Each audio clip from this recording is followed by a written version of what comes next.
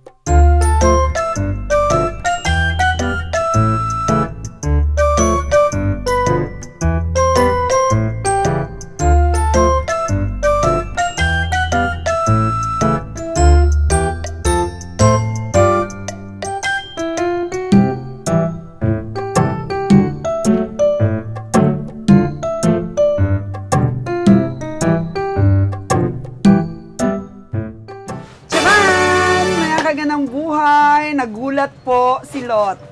At nakabisita ako dito sa maliit naming store. At very energetic ang inyong kagandang buhay ngayon dahil, di ba sabi ko po sa inyo, gusto ko pong tutukan ang ating mga store sa Boracay at saka dito po sa Katiklan. So, pinalam ko po sila habang nagde-deliver ng itlog, bagong dating po ang ating itlog, fresh na fresh.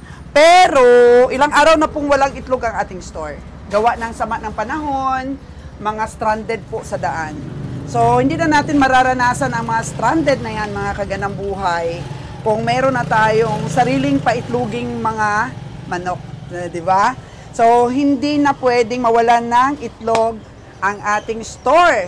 At, kung kulang pa yung production natin, just in case, mga kaganang buhay, ay araw-araw may mapupulot tayong itlog, di tayo masisiro. So, perfect na perfect po yung project natin na manukan sa pag-umpisa natin para may pang-display tayo dito sa mga stores natin. Sayang! Sayang po yung araw pagka wala tayong maibenta. Yan. Tsaka in my surprise mga kaganang buhay, kasi magde-December na tayo, medyo decrease po yung presyo ng itlog sa Luzon ngayon. Hindi ko sukat akalain kasi dapat mga nitong mga birmans, medyo tataas na yung presyo ng itlog. Pero medyo bumaba talaga siya ngayon, mga kaganang buhay, yung itlog presyo. Pero paldo pa rin naman po. Dahil, syempre, hindi naman bumaba ng sobra. So, dito ako ngayon, magsasizing tayo ng itlog. Gusto ko pong ma-inspire ulit kayo sa mga ganitong klaseng business.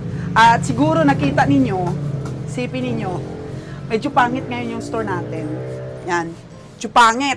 Kasi nga, kung matandaan ninyo itong 17 square meter natin na store, may hagdanan po ito dito, pag ganun, may hagdanan.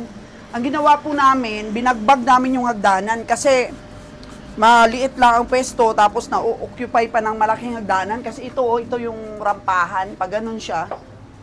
Eh ngayon, lumuwag na siya, mga kaganang buhay. I-maximize natin yung space kasi magtitinda tayo ng itlog this season, December, para po sa New Year, year-end, mga kaganang buhay. So, i-ano ko rin yan sa inyo. Step by step ko rin po ang pag-feature sa inyo para magkaroon din kayo ng idea kung magkano ba ang kitaan kapag ka nagbenta ng itlog at saka prutas, bigas. So, ito ngayon, by 6 kasi yung aming tali para kabilaan ang buhat ganito, papunta ng island o pagbaba namin sa truck namin, maiwasan namin yung mga basag. So far, so good.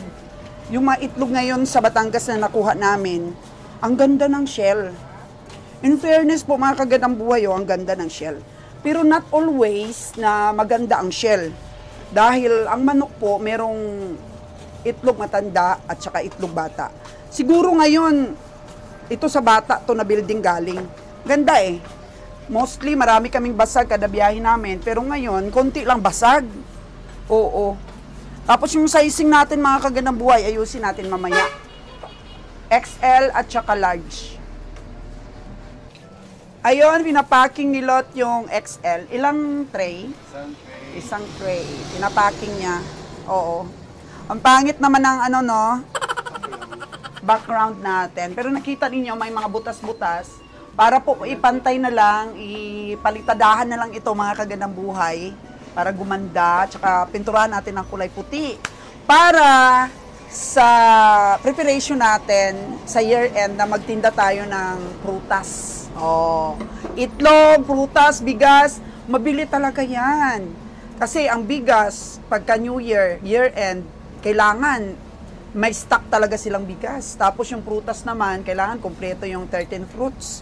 Tapos yung itlog, nilalagay din nila to sa displayhan nila. Pabilog din po kasi siya.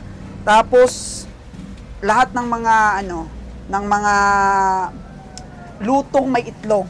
Kaya patok na patok ang itlog. Kagandang buhay. Pero syempre, yung prutas, tutukan natin dahil inuuna talaga ng pamilya yung makakompleto ng 13 fruits. Kaya magtinda talaga tayo ng prutas, mga kagandang buhay. At ito, paggawa natin, pagandahin natin itong place natin. Kakatapos lang kasi nila kahapon, mga kagandang buhay, na bagbagin ito. Ay madumi. Madumi po pati yung mga dingding natin. Luma na rin naman kasi ilang taon na hindi na natutukan natin, mga 3 years, di ba? 3 years kami nag-degros. Hindi na namin natutukan. Tapos, order ako ng mga 5 kilos, 10 kilos na mga bigas. Ito yung bigas namin ngayon, 3 klase lang. Regular white, Jasmine blue, at saka yung Mindoro rice doon. Kunti lang ngayon ang stock natin, mga kagandang buhay. Sa susunod pong mag-vlogs po ako, anuhin natin, pagandahin natin kagaya ng dati. Ito punong-puno po ito, mga kagandang buhay. Nagkataon lang talaga na nagbagyo, na na-delay yung mga delivery. So, ngayon, dito kami ni Lot, of course, magsisegregate kami. Magsasizing kami, tanggalin namin yung mga, basag. Tapos, separate namin yung pang XL at saka yung pang large namin. Wala kaming medium for today. Wala kaming pang medium. Huwag mo na hawakan yung tiyan mo. Makikita pa rin yan doon na malaki na yung tiyan mo. Magkano kayang tubuan ng itlog ngayon, mga kagandang buhay? Sabi ko kasi kanina, medyo nag-lesser ngayon ang presyo ng itlog. Pero, yun ang tsamba namin. Kapag nagmura ang itlog dun sa Batangas, at dito ay hindi hindi masyado bumagsak ang presyo, medyo maganda rin po ang tubo namin. Ang charge po kasi ng pamasahe namin, kasi mahal sa barko. Mahal pamasahe sa barko, 20 pesos.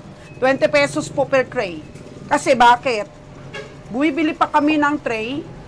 Ito, nasa 3.50 po ito. 3.50 ang isa. Tapos may mga panakip pa kasi by 6. Ayan. Tapos may mga basag pa. Kaya nag-charge kami ng 20 pesos per expenses sa isang tray. Ayan. So mga 55,000 to 60,000 yung expenses namin sa 3,200 trays na itlog namin karga. Hindi nakasama doon yung mga pasahod sa mga tao natin. Yun. So, ito naman, dapat yung kikitain mo kung biyahero ka, halimbawa, ang presyo doon ay 200.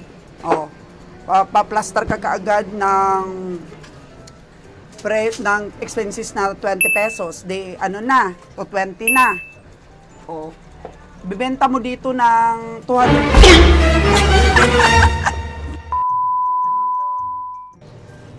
So, balik tayo sa pinag-uusapan natin.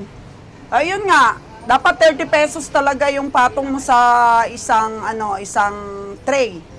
Para kung may mga basag, at least makalaro ka ng 20 pesos, net mo na yun. Tapos sa wholesale naman, kahit tumubo ka lang ng 15. Oo, kasi kung mas bumaba pa doon ang patong mo, 10 piso pwede pa. Kasi kung mas bumaba pa doon ang patong mo, mga kaganang buhay is lugi ka na, wala ka nang pasahod sa mga tao.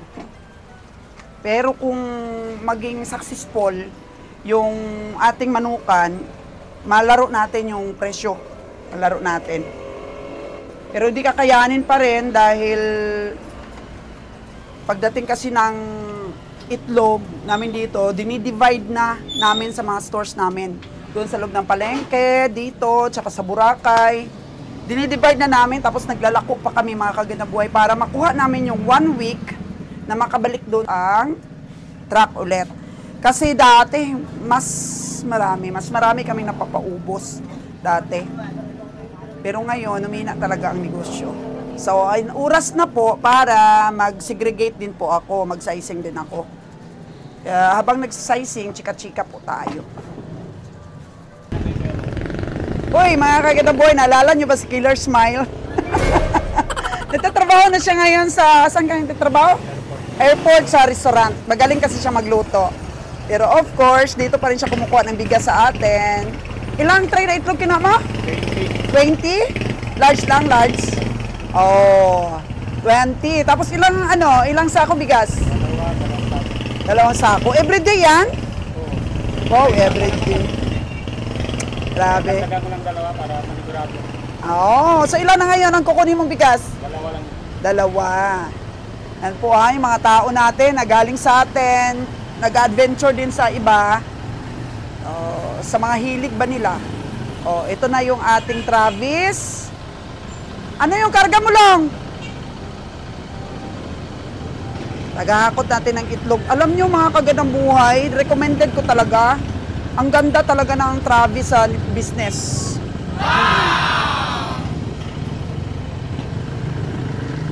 Kasi magaan lang siya dalhin. Dami pang maikarga. Hello. Yan. So, habang dito ako nakatutok. Thank you. Vlogger daw, sabi ni Madam. Pagandahin natin ang ating pwesto dahil napabayaan talaga, mga kaganang buhay. Napabayaan talaga. Yan mo, walang pintura. Pinabagbag ko yung hagdanan. You know, daming soft drinks Bayad na to sa talaga. Bayad na?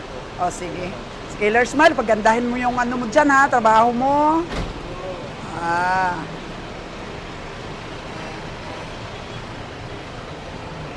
Kasi nung humina talaga ang negosyo, isa siya sa na-lay off dito sa atin.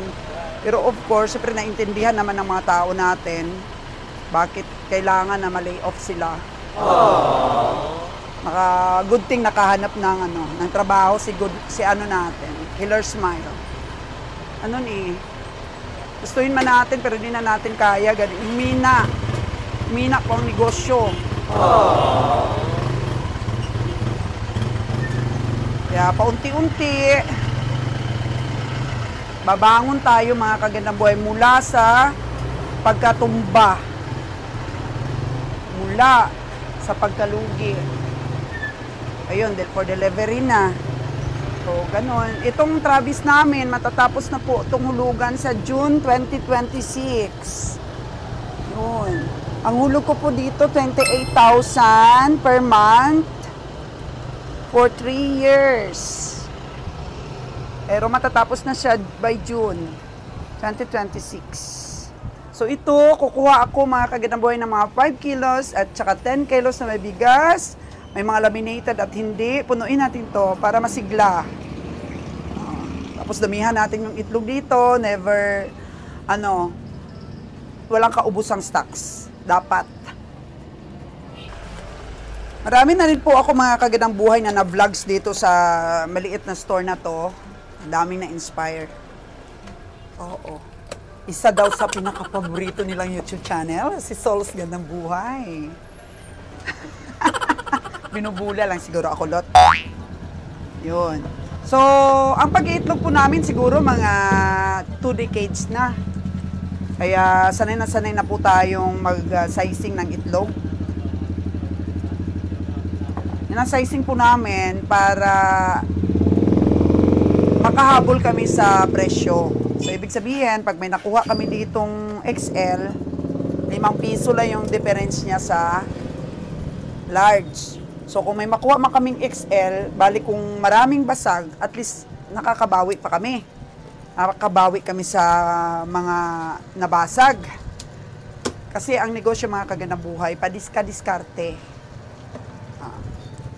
Actually, ang itlog sa Batangas is DTI. DTI, ano na yan? DTI sizing. Pero, minsan, kapag ka may malalaki, halimbawa, itlog, matanda yung itlog, pag kilo niyan, may hangin. So, kinakamay namin yung pag-resize, mga kagandang buhay. Kasi nga, sabi ko sa inyo, padiska-diskarte ang negosyo. So, dito kami kumikita. Kasi kung i-compare namin yung sizing namin sa mga local poultry dito, mas malaki pa rin po yung aming size. Kaya wala pa rin pong problema kapag niresize po namin yung itlog. Para po ito sa diskarte na hindi kami malugi sa basag. Dahil sa totoo lang mga kagandang buhay, pag malayo ang biyahe, minsan nadidisgrasya talaga. Minsan may mga ilang tayo na nahuhulog, ilang tray na natutumba. So, dumidiskarte kami kung paano namin mabawi yung mga ganon. Kaya, pagtingin naman po ng customer, dahil 5 piso lang naman po ang diferensya, ay mas gustuhin nilang XL yung kukunin nila dahil siyempre kinuha na natin yung maganda. Dikit kasi po ang kilo. Dikit ang kilo sa pag-sizing ng DTI. Halimbawa po, 0.50 to 0.55. Halimbawa lang, size, medium, 0.56 to 0.60 large, ganun ba? Kaya may makukuha ka pa rin talaga na kasing size ng XL or large, ganun. Ganun yung reality po ng itlog. Yung iba, di talaga nagsasabi yan. Di talaga yan sila nagbibigay ng mga tips. Pero sa mga mang-iitlog dyan, alam na namin yung mga diskarte na ganyan. Kaya, sa price at saka sa sizing, angat pa rin po tayo. Tsaka ang puputi ng itlog, oh. Importante laging bago. Yan. So, pag pumili ka ng XL, at least malalaki yung sayo na punta. kagaya niyan, may basag, di ba? Ilagay natin yung basag dito. O ngayon, makakasama nyo na ako dito sa mga stores natin. Ang source nga ng buhay is sa farming ito. Sa mga tips natin sa farming. Pero kung gusto nyo talaga, dahil gusto ko pong i-active din yung isang YouTube channel na Source Chi Vlogs, Negosyo at iba pa, doon talaga ako magbibigay ng mga tips talaga na masinsinan. May mga topic talaga tayo. Magkano ang kita sa itlog? Magkano ang kita sa bigas? Anong discarding dapat natin gawin? Mga ganun talaga. Doon ako mag-upload mga kagandang buhay sa isa kong channel, ang Source G Vlogs, Negosyo at iba pa. Kaya kung hindi pa kayo nakasubscribe, subscribe na po mga kagandang buhay. Dahil dito po sa Source Gandang Buhay na channel ko na to, sa farming po ito. Sa farming, mga farming tips natin. Yun, kasi minsan di mo nakikita yung mga crack-crack, no? Tingnan mo nga, Lot, parang wala namang crack, no? Wala man. Wala man. So, yun. Kaya yung iba natatakot talang magbigay ng tip sa negosyo. Pero ako, kilala nyo na. Mula noon, talagang prangka-prangka talaga ako magsalita. Kaya, minsan, sa sobrang nating kabaitan, na nai-scam. Oo. Na-depress po ako, mga kagandang buhay.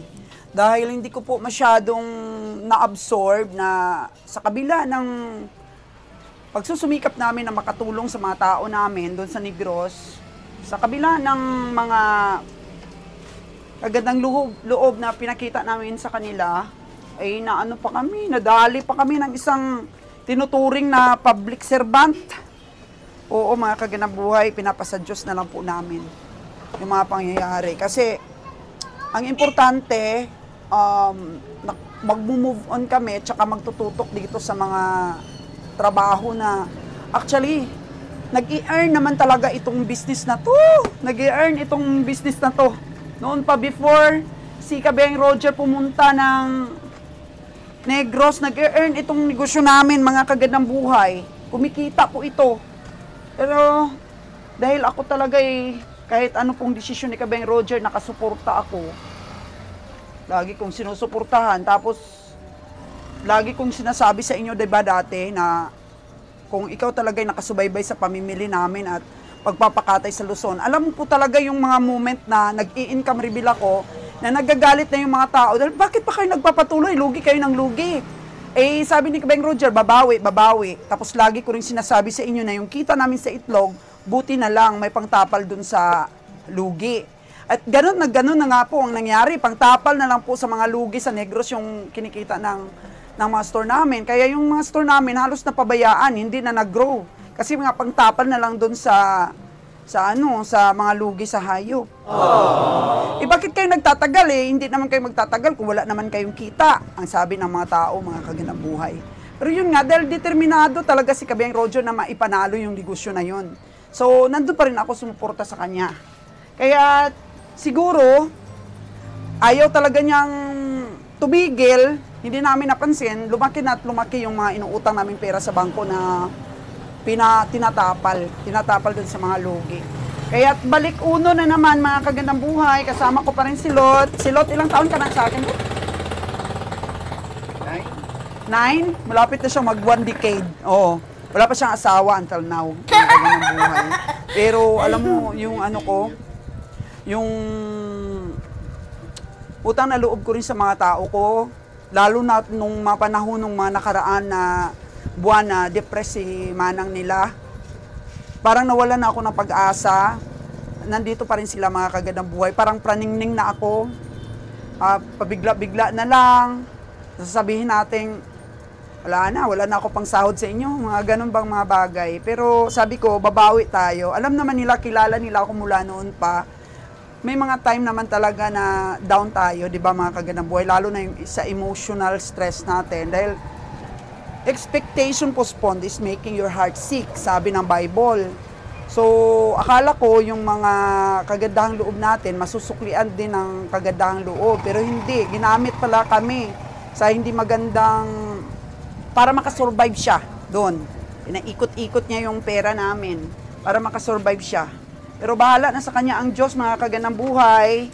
Basta, pag gusto ninyo ng mga tips and advices sa mga itlugan, bigasan, switch kayo mga kagandang buhay dun sa Source G Vlogs, Negosyo at iba pa na YouTube channel ko. Tapos yung mga iba din, pagkaganado ako mag-vlogs, sa Facebook page po ng Source G at saka Source Gandang Buhay, mag-upload din kami doon mga kagandang buhay para makita po tayo ng iba. At least, kahit papaano ba, ma-share namin yung journey namin. Kanina nga, ang umaga, merong nag-contact sa akin, taga dito lang mga kagandang buhay. Favorite daw ako ng asawa niya sa mga vlogging, sa mga grocery tips, sa hayop din, mga kagandang buhay. Favorite talaga daw ako ng misis niya. Tapos, na-inspire daw siya na siya din kasi daw, na-scam din ng 3 million. Eh kami naman, naglugi. So, ngayon, sabi niya, nakabawi na daw sila paunti-unti. Kaya na-inspire din siya sa amin. Nakikita niya yung sarili niya sa amin na gumawa rin ng mga paraan. Sabi ko, bigyan mo rin ako ng pointers kung paano mo nalampasan yon. Kaya, bakit ka na-inspire sa amin? Sabi ko sa kanya. Kasi nakasubaybay daw sila sa mga vlogs. Isa daw po na-inspire siya is yung support ako sa asawa ko, mga kagandang buhay. Kasi hindi daw hindi pangkaraniwan na alam ng hindi maganda ang outcome, nandyan pa rin po ako sa likod ng asawa ko. Kahit sa ups and down po ng negosyo namin, sa buhay namin mag-asawa, nandyan pa rin ako, mga kagandang buhay. So, ito, nakita ninyo, ayan almost, maganda talaga ang size. Tapos sabi ng tao ko, bago daw talaga itong itlog na to. Bago daw talaga to. Dahil pagbaba daw, galing talaga sa pulot sa poultry. Kaya napaka-bless natin dahil minsan, mga kagandang buhay, yung nabibigay sa atin, yung nakastocks na ba, nakastocks na doon. Pero tingnan mo yung segregation ko. Hindi naman old stock, yung mga 4 days na napulot, o 3 days na napulot, ganun. Pero itong atin daw na to, that day, mismo ng pagkarga, ang pulot. Tingnan mo naman, nulot no? Tingnan mo naman, ang ganda. Sabi ni Aning, parang wala daw malaki. Kung ako, tama yung sabi ni Manager Darren na maganda talaga ang size ng itlog. So, yan. May mga basag talaga. Pero good thing mga kaganaboy, yung basag, pwedeng pakinabangan. Kasi minsan, mayroon talagang mga pagkakataon na maraming durog dito sa aming biyahe. So mga kagandang buhay, yan lang po muna ngayon ang update kasi gagawa ako ng mga content na maganda, may mga topic talaga kung punong-puno po itong store na to. So pinakita ko lang po sa inyo, pinalaki namin, hindi pa napinturahan, hindi pa po napalitadahan para pumantay. Tsaka gagawa na lang si Engineer Noynoy dyan ng bakal na hagdanan na tanggal-tanggal.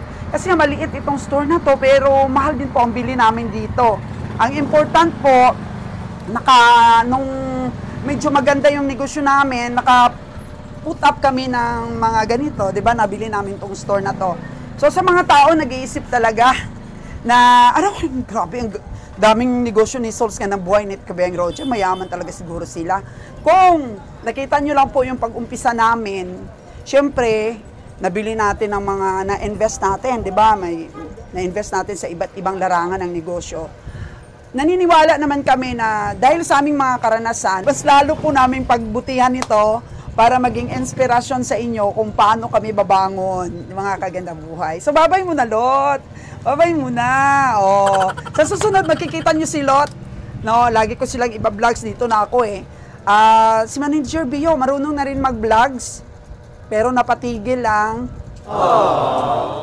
See you sa Source G Vlogs, Negosyo at iba pa YouTube channel. Dahil doon po ako mag-upload ng mga party talaga sa pag-umpisa ng tindahan, mga capitalization ng bigas, magandang setup. Ganun, i-plaster ko talaga yan para kompleto Ricardos, makabigay talaga ng inspirations. Lalo na sa mga OFW, ang dami talagang nalungkot. Balik ka na, Source Gandang Buhay. Nako, balik ka na sa vlogging. Grabe, sikat na pala ako, Lot. Bye, mga kagandang buhay.